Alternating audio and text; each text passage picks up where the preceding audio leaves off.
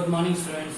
आज मैं आपको मैथ्स में गुणनखंड पढ़ाने जा रहा हूँ। देखिए, गुणनखंड बहुत इंटरेस्टिंग चैप्टर होता है, बहुत अच्छा टॉपिक है। अगर आप लोग केवल फॉर्मूलों को ध्यान से सीख लें तो इनको सॉल्व करना बहुत इजी हो जाता है। देखिए, इसमें फॉर्मूले यूज होते हैं। सबसे पहला a प्लस बी का होल स्क्वायर। इसमें क्या करते हैं? a square plus B square plus 2ab। इसका दूसरा फॉर्मूला होता है a माइनस बी का whole square equals to a square plus B square minus 2ab। Minus वाले में केवल हमारा माइनस चला आता है। Third one a square minus B square. इसमें एक बार इनको ऐड करके लिख देते हैं और एक बार माइनस करके लिख देते हैं। तो इसमें तीन फॉर्मूले अभी मैं इस एक्सरसाइज से रिलेटेड है, तो मैं इसमें आपको तीन फॉर्मूले ही बता रहा हूं। आगे चल के जब मैं आपको नेक्स्ट एक्सरसाइज पढ़ाऊंगा तो इसके क्यूब वाले फॉर्मूलेज आपको सारे बताऊंगा। तो देखिए, इसका पहला सवाल है, समूह बनाते हुए गुणनखंड कीजिए। समूह का मतलब होता है जब कई संख्याएं हो। तो इसमें देखिए, फर्स्ट सवाल था, सबसे पहला है, वो है a square plus bc plus ab plus ac। जब इस तरीके का सवाल पड़ जाए तो इसमें जितनी डिजिट्स होती हैं उसको हाफ हाफ पे डिवाइड कर लीजिए। देखिए, इन दो को एक साथ कर लिया, इन दोनों को मैंने एक साथ कर लिया। अब इन जब दो डिजिट को मैंने हाफ हाफ कर लिया, अब एक बार इन दोनों से कॉमन लीजिए, सेकंड टाइम में आप इन दोनों से कॉमन लीजिए। तो देखिए, सबसे पहले जब हम इन दोनों से कॉमन लेते हैं तो कुछ भी कॉमन नहीं आता है। कॉमन का मतलब क्या होता है? ऐसी चीज जो दोनों लोगों के पास हो। जैसे मेरे पास एक व्हाइट कलर का पेन है और आपके पास भी एक व्हाइट कलर का पेन है, इसका मतलब है दोनों के पास कॉमन पेन है। तो यही चीज यहाँ पे भी हो गई कि कॉमन का मतलब वही होता है जो दोनों के पास हो। देखिए, यहाँ पे a लिखा हुआ है बट इन दोनों जगहों पे a नहीं लिखा हुआ है। इसका मतलब इन दोनों से आपस में कॉमन नहीं बन पाएगा। तो जब इस तरीके की कंडीशन आ जाए तो हमेशा एक चीज याद रखिए। एक मैं चीज आपको बता देता हूं, हमेशा याद रखिएगा 1 3 2 4, यानी 1 का 3 के साथ पेयर करिए, 2 का 4 के साथ। 1 3 2 4 क्या होता है? ये है डिजिट पहली, ये है मेरी डिजिट दूसरी, ये है मेरी तीसरी और ये है मेरी चौथी। इस कंडीशन में पहली डिजिट को तीसरी डिजिट के साथ लिखिए, means a square plus ab, और दूसरी डिजिट को चौथी के साथ लिखिए। ये देखिए, मैंने लिख दिया। अब देखिए कॉमन कैसे, यहाँ पे भी a है और यहाँ पे भी a है। इसका मतलब कॉमन क्या आ जाएगा मेरा? a। अब देखिए, यहाँ पे a की पावर 2, इसका मतलब a दो बार लिखा हुआ था। एक बार मैंने बाहर निकाल लिया तो अंदर केवल कितनी बार बचा? एक बार। और इस b के बगल में a केवल एक बार लिखा हुआ था, इसलिए वो बाहर आ गया। अंदर क्या बचा? केवल a प्लस b। अब इधर से देखिए, c यहाँ पे भी है, c यहाँ पे भी है। इन दोनों में से क्या कॉमन आ गया मेरा? c। तो देखिए, c यहाँ 1 टाइम था तो बाहर आ गया, केवल बचा b। और वैसे ही c यहाँ 1 टाइम था, बाहर आ गया तो केवल बचा a। अब इस सम्स की सबसे बड़ी निशानी क्या होती है? ब्रैकेट्स के अंदर सेम डिजिट आनी चाहिए।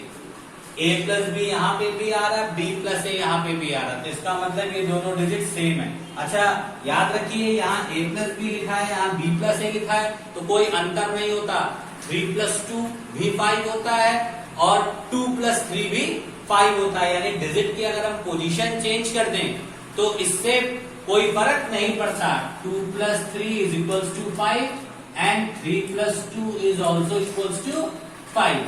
तो अब देखिए, a प्लस बी यहाँ पे भी लिखा है, a प्लस बी यहाँ पे भी लिखा है, तो जो डिजिट 2 बार लिखी हो उसे एक बार लिख लीजिए। देखिए, a प्लस बी 2 बार लिखी, मैंने एक बार लिख लिया। अब जो बच गया उनको एक साथ लिख लीजिए। बचा क्या मेरा? ये a और ये सी, तो a प्लस सी, ये हमारा हो गया पहला आंसर। चाहे तो इस तरीके से समझिए, a प्लस बी यहाँ, a प्लस बी यहाँ कॉमन ले लिया, तो कॉमन पे फिर कंफ्यूज ना हो जाए, तो याद रखिए जो चीज 2 बार लिखी हो उसे 1 बार लिखना है, बाकी जो बच जाए उनको एक साथ लिखना। पहला सवाल कंप्लीट। अब सेकंड नंबर देखिए, सेकंड नंबर हमारा क्या है,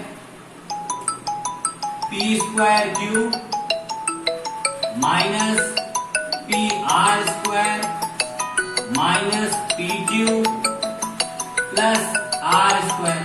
इस पे भी यही काम करते हैं। सबसे पहले पेयर बनाइए इन दो का, इन दो का। अगर पेयर बन जाए तो 1 3 2 4 लगाने की कोई जरूरत नहीं है। 1 3 2 4 तभी लगाते हैं जब पेयर नहीं बनता है। अब देखिए यहाँ पे P यहाँ पे भी है, P यहाँ पे भी है, इसका मतलब P मेरा कॉमन आ जाएगा, तो मैंने यहाँ से P कॉमन लिया।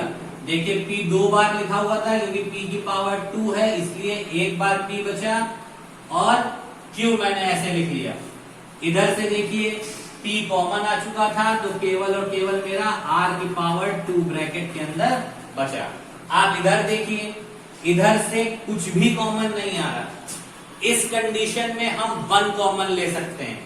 इस कंडीशन में हम माइनस का 1 जब कॉमन ले लेते हैं तो PQ माइनस का R स्क्वायर आता है। देखिए ब्रैकेट के अंदर मेरी सेम डिजिट हो गई। एक चीज आप और सोचेंगे, यहाँ प्लस था माइनस क्यों हो गया? जब कभी भी माइनस बाहर आ जाता है तो अंदर के साइन चेंज हो जाते हैं। तो देखिए PQ माइनस आर स्क्वायर ये है, PQ माइनस आर स्क्वायर ये है, सेम चीज है। वही तरीका, जो चीज 2 बार लिखी है उसे केवल और केवल 1 बार लिख दीजिए। तो PQ माइनस आर स्क्वायर, ये देखिए मैंने 1 टाइम लिख दिया, जो बचा उनको एक साथ लिख दिया। बचा क्या? मेरा P और यहां माइनस का 1, ये मेरा हो गया आंसर। अब निम्नलिखित में सूत्र की सहायता से गुणनखंड कीजिए। इधर मैंने किसी भी फॉर्मूले का पर्टिकुलर यूज नहीं किया था। अब मैं इन फॉर्मूलेज को यूज करके कैसे सम को सॉल्व करते हैं वो देखिए। सबसे पहला क्वेश्चन है हमारा 6x² y 24y³। देखिए वही काम, फैक्टर पढ़ रहे हैं, कॉमन लेना पड़ेगा, तो 6 कॉमन लेते हैं। क्यों? 6 एक ऐसी डिजिट है जिससे 6 खुद भी कटता है और 24 भी कट जाता है, तो मैंने 6 तो सबसे पहले कॉमन आ गया, क्योंकि 6 से 6 भी कटता है और 24 भी। अब देखिए यहाँ y है, यहाँ y³ है, इसमें से कौन कॉमन आएगा? केवल और केवल y। क्यों y कॉमन आएगा? हमेशा याद रखिए छोटों को सेक्रीफाइस करना पड़ता है। आप कभी घर में बैठे हो, एकदम से आपके सर आ जाएं, आपके बड़े भैया आ जाएं, तो आपको अपनी जगह छोड़नी पड़ती है। इसलिए छोड़नी पड़ती कि आप, क्योंकि आप छोटे हो, तो इसीलिए छोटा y है, तो y को सेक्रीफाइस करना पड़ेगा। तो y कहाँ आ गया? बाहर। तो अंदर क्या बचेगा? देखिए 6 भी बाहर आ चुका, y भी बाहर आ चुका, अंदर केवल क्या बचा? x²।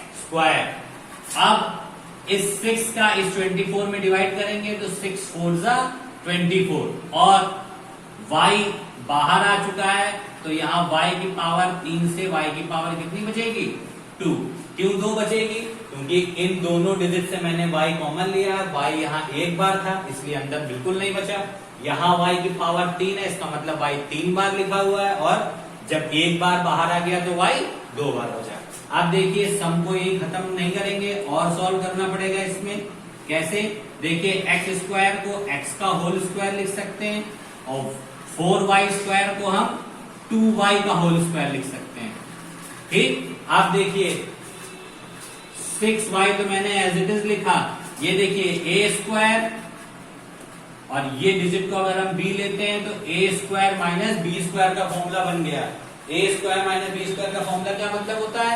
एक बार डिजिट को ऐड करके लिख दीजिए और एक बार डिजिट को सबट्रैक्ट करके लिख दीजिए। तो वैसे ही मैं डिजिट एक बार ऐड करके लिख देता हूं और सेकेंड टाइम डिजिट को सबट्रैक्ट करके लिख देता हूं। अब देखिए 6y बचा अंदर ब्रैकेट में क्या? x प्लस 2y, सेकेंड में बचा x माइनस 2y।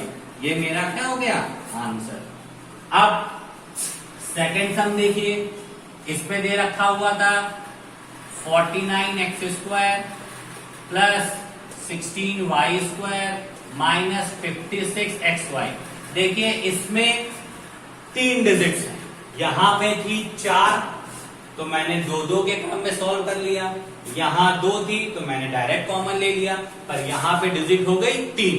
जब 3 डिजिट हो गए तो इसका मतलब याद रखिए, या तो वो a प्लस बी का होल स्क्वायर से ओपन हो रही होगी, क्योंकि a प्लस बी के होल स्क्वायर में भी केवल 3 डिजिट होती हैं। देखिए 1 2 3 1 2 3, यानी वो या तो इस फॉर्मूले से हो रही होगी या तो इस फॉर्मूले से हो रही होगी। तो चलिए जिसका स्क्वायर बना है उनका स्क्वायर बना देते हैं।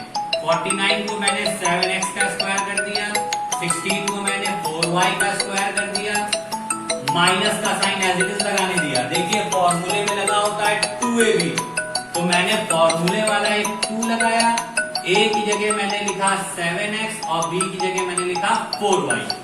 ये जो 2 लिखते हैं हम, ये फॉर्मूले वाला होता है, कौन सा, a² + b² माइनस 2ab। ये 2 लिखना मेरा कंपलसरी होता है, और ये a है तो 7x लिख दिया, और ये वाला मेरा b है तो मैंने 4y लिख दिया। देखिए a² + b² माइनस 2ab बन गया। ये किसका फॉर्मूला होता है, ये फॉर्मूला होता है a² + b² minus 2ab = a minus b का होल स्क्वायर। इसका मतलब स्क्वायर वाली चीजों को लिखिए एक साथ, और इन दोनों के बीच में माइनस लगा दीजिए, और ऊपर स्क्वायर लग गया। ये आपका आंसर आ गया। ये कौन से फॉर्मूले से बना, a माइनस बी के होल स्क्वायर से। कि स्क्वायर वाले डिजिट्स को एक साथ लिखा, 2 डिजिट पे अलग अलग स्क्वायर थे तो कॉमन स्क्वायर लगा दिया, और इस माइनस के साइन की वजह से यहाँ पे माइनस का साइन आ गया। तो ये आपके फैक्टराइजेशन के सम्स थे जो मैंने आपको सॉल्व कराए। आप इस तरीके की सम्स की और प्रैक्टिस करिएगा तो आपको और आ जाएंगे। इससे आगे जो रिलेटिव फॉर्मूले हैं वो मैं अपनी नेक्स्ट वीडियो में आपको बताऊंगा। Thank you and have a nice day.